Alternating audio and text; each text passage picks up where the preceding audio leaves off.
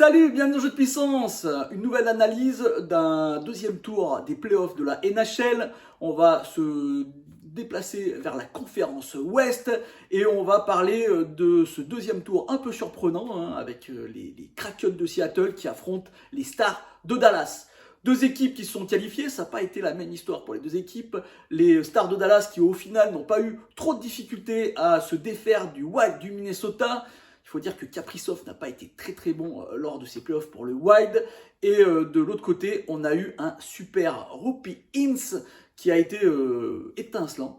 Voilà. Et les Stars de Dallas ont facilement eu raison du Wild du Minnesota. De l'autre côté, ça a été un peu plus compliqué, mais c'est normal pour les Kraken de Seattle qui étaient les outsiders et qui ont éliminé au premier tour les tenants du titre. Surprenante défaite de l'Avalanche du Colorado. Il faut dire qu'ils ont eu des petits soucis d'effectifs. Il y a eu beaucoup de changements lors de l'intersaison. Et ça a été quand même moins productif avec des joueurs moins intéressants. Et en plus, ils ont perdu entre-temps Nichushkin pour une sombre affaire. On ne sait pas trop, c'est des raisons personnelles. Il n'a pas pu jouer les derniers matchs. Dans tous les cas, on a vu la différence. On a vu qu'il pouvait compter, l'Avalanche du Colorado pouvait compter sur des joueurs comme McKinnon ou Rantanen. Mais la profondeur n'était absolument pas là.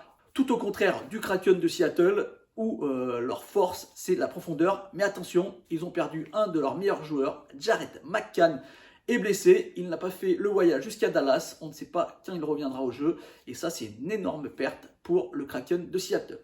L'historique, Dallas a gagné 2 fois, a perdu une seule fois et c'était après le temps réglementaire. Donc Dallas est, sur l'historique est favori et sur les pourcentages, sur les stats, les statisticiens mettent largement Dallas favori. 76% de chance pour les Stars de Dallas de se qualifier.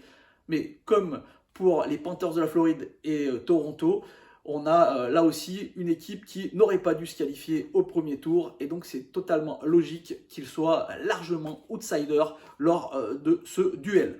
On va parler des joueurs en forme. Comme je vous l'ai dit, Roope Hintz a été incroyable. D'ailleurs, c'est lui qui est le meilleur pointeur pour l'instant des playoffs avec 12 points, 5 buts et 7 passes décisives.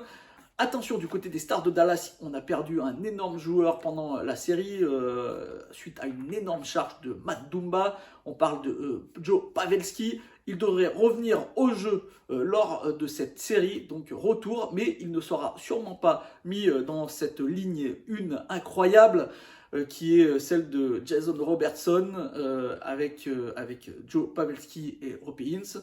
Non, il va sûrement se retrouver sur la deuxième ligne pour donner justement un peu plus de profondeur, car il n'y a pas de joueurs stars du côté des Kraken de Seattle. Il y a des Yannick Gourde qui ont fait très bien, il y a des Tanev, il y a des Vincent Dunn en défense qui ont fait une très bonne série, mais pas de joueurs stars. Il y a surtout un collectif, il y a surtout de la profondeur, et c'est ça la force des Kraken de Seattle. Du côté des gardiens, on a un gardien qu'on savait très bon, Jack Oettinger, qui a fait le taf avec les Stars de Dallas. Et de l'autre côté, on a Philippe Grubauer qui avait fait une très bonne saison avec l'Avalanche du Colorado. Mais depuis qu'il était avec les Kraken de Seattle, c'était un autre gardien vraiment très moyen, pour pas dire catastrophique la saison dernière. Oui, il a fait une saison horrible. Cette saison, c'était pas non plus exceptionnel. On se demandait d'ailleurs qui allait partir gardien numéro 1 entre Grubauer et Martin Jones.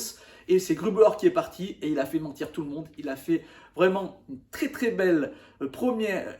Il a fait vraiment un très beau premier tour avec 2,44 buts encaissés par match de moyenne et surtout un pourcentage de 92,6%. Vraiment un très bon pourcentage. Donc très bon Grubauer qui a pris un ascendant psychologique, je pense, dans cette équipe, qui va rester gardien numéro 1 et qui peut voler des matchs. Voilà, un gardien qui peut voler des matchs alors qu'il avait fait une saison pas terrible du tout. Comme quoi, certains gardiens arrivent à se remotiver, à reprendre du momentum lors de ces premiers tours de play-off. Mes prédictions pour ce match, pour moi, il n'y a pas de photo. Hein. Normalement, Dallas, les stars de Dallas devraient se qualifier même plutôt facilement. Mais attention, parce que je trouve que les Kraken de Seattle ont déjà beaucoup surpris depuis le début de la saison. Déjà, en saison régulière, personne ne les voyait se qualifier, ils se sont qualifiés. D'ailleurs, on pensait qu'ils allaient s'écrouler en janvier, ils ne se sont pas écroulés. Là, au premier tour, même si l'Avalanche du Colorado n'est pas l'Avalanche du Colorado de la saison dernière, l'Avalanche du Colorado aurait dû se qualifier, les Kraken se sont qualifiés. Et là, ils jouent contre des stars de Dallas ultra favoris, donc tout est possible. Et pourquoi tout est possible? Car, comme je vous le disais juste avant, c'est la profondeur de cette équipe. On a vraiment une équipe construite de façon collective, avec aucune star. La seule star, c'était justement Jared McCann, un joueur de 40 buts. Malheureusement, il n'est pas là, il s'est blessé et ça n'a pas empêché les Kraken de Seattle contre l'adversité de s'imposer. Et donc, on a vraiment une équipe super bien construite avec des très bons défenseurs, Vincent Dunn, et vraiment un bon gardien qui s'est réveillé. Et tout est possible, même si d'un point de vue statistique, tout donne les stars de Dallas vainqueurs. On a quand même des joueurs autrement plus talentueux. Je pense bien sûr à Rupins, à Jason Robertson qui a fait une saison juste incroyable, un énorme gardien, à Miro Iskanen qui est un énorme défenseur, qui va être un des meilleurs défenseurs de la NHL dans les prochaines années. Donc on a vraiment une énorme équipe avec des jeunes très très bons et en plus des vétérans qui les soutiennent, Tyler Seguin, Jamie Benn, qui font une belle saison. Donc les stars de Dallas sont largement favoris, mais encore une fois, attention aux Kraken de Seattle. Par exemple, je ne mettrai pas une pièce sur cette série, même si pour moi, Dallas devrait passer assez facilement. Mais on ne sait jamais avec les Kraken de Seattle. Voilà, j'espère que cette petite vidéo vous a plu. C'est qu'il n'hésitez pas à faire un petit like, un petit commentaire ou à la partager. Et moi, je vous dis à demain, on parlera des autres séries, les deux autres. Allez, ciao!